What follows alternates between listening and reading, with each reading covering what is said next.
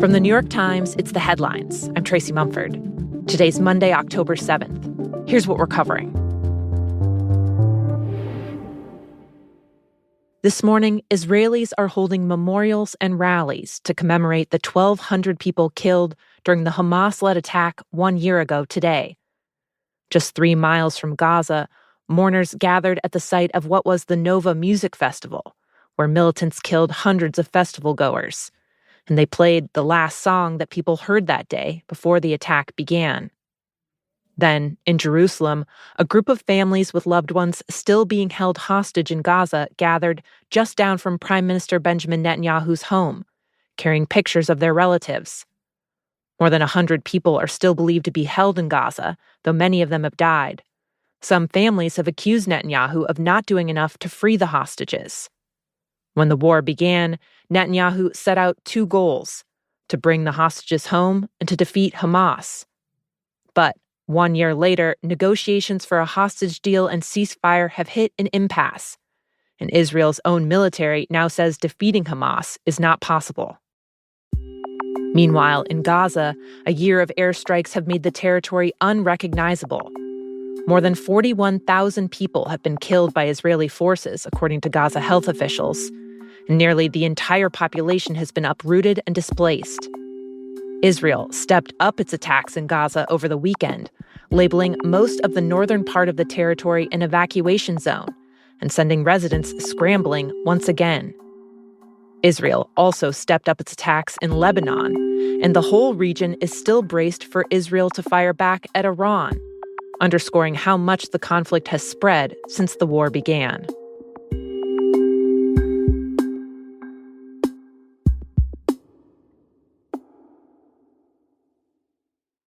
With less than a month to go until Election Day, Vice President Kamala Harris and former President Donald Trump are in an all-out campaign blitz.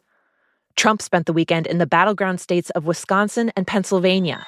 A very big thank you to Pennsylvania. We love Pennsylvania. And as I was saying, on Saturday, he held a rally in Butler, Pennsylvania, returning to the site of his attempted assassination this summer. The scene this time was very different. Trump stood behind tall, bulletproof glass, and the security presence was noticeably more intense as he spoke to the crowd, many of whom were there when shots were fired in July. But by the hand of Providence and the grace of God, that villain did not succeed in his goal, did not come close. Trump was joined on stage by his running mate J.D. Vance and by Elon Musk. Take over, Elon, yes, take over. Musk, who endorsed Trump right after the assassination attempt and has pledged millions to get him elected, urged rallygoers to vote, claiming without evidence the Democrats want to take away that right, and delivering a dark warning. Text people now. Now. Oh, and then make sure they actually do vote. If they don't, this will be the last election. That's my prediction. For the Harris campaign, their focus this weekend was on interviews. Tim Walz appeared on Fox News Sunday, while Harris, who's been criticized for not sitting down with reporters, took a different strategy. Madam Vice President Alex, welcome to Call Her Daddy. It is good to be with you. Harris appeared on Call Her Daddy, a podcast about sex and dating that's popular with millennial and Gen Z women.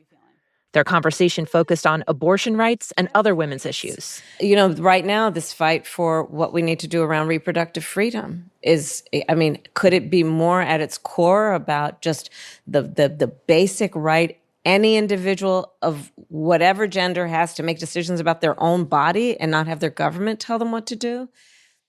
Harris's campaign believes that traditional news media interviews have less to gain for her than appearing on podcasts and more niche outlets that might appeal to voters who aren't already tuned into the news. Times political reporter Reed Epstein has been covering Harris's campaign. He says that since entering the race, she's talked to Instagram influencers and even jumped on another podcast hosted by former NBA players, rather than talk with major news outlets. She believes, and some of the polling bears out, that people who are already regular consumers of television news or newspapers have already made up their minds on how to vote. Harris and Walz will be on 60 Minutes tonight. But Harris will also continue her more untraditional media tour this week with appearances on Howard Stern and The Late Show with Stephen Colbert. In North Carolina, people are still digging out from the damage of Hurricane Helene, and some small mountain communities remain cut off, left without water, electricity, or cell service. But there's a new problem officials are warning about: misinformation. Conspiracy theories and wild rumors about the recovery efforts have flooded social media. Claims that towns are being bulldozed to cover up bodies or to clear the land to mine lithium. One local sheriff who spent days pushing back against the rumors told The Times he's never seen anything like it, and officials are worried that it could undermine efforts to share accurate information about crucial resources. Much of the misinformation has been directed at the Federal Emergency Management Agency, with people claiming it's stealing donations or refusing help from others. Trump has added to that chorus, falsely claiming funds are being diverted to house undocumented migrants, and that areas where Republican voters live are being intentionally neglected. You know, it's frankly ridiculous and just plain false. This kind of rhetoric is not helpful to people. FEMA Administrator Deanne Criswell pushed back against Trump's comments in an interview yesterday.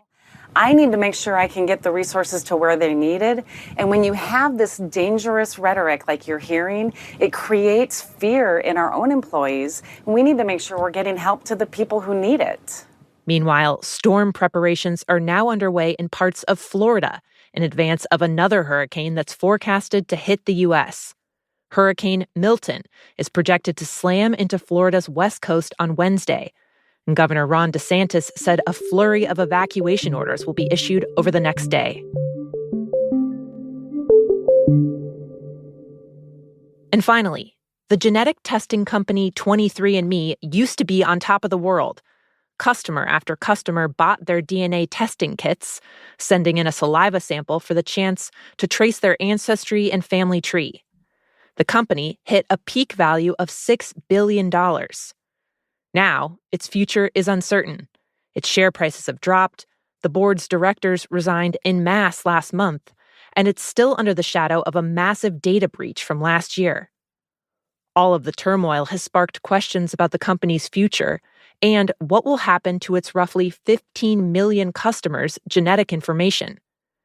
That info contains details about people's potential for health risks, like heart disease or psychosis, which some fear could be exposed.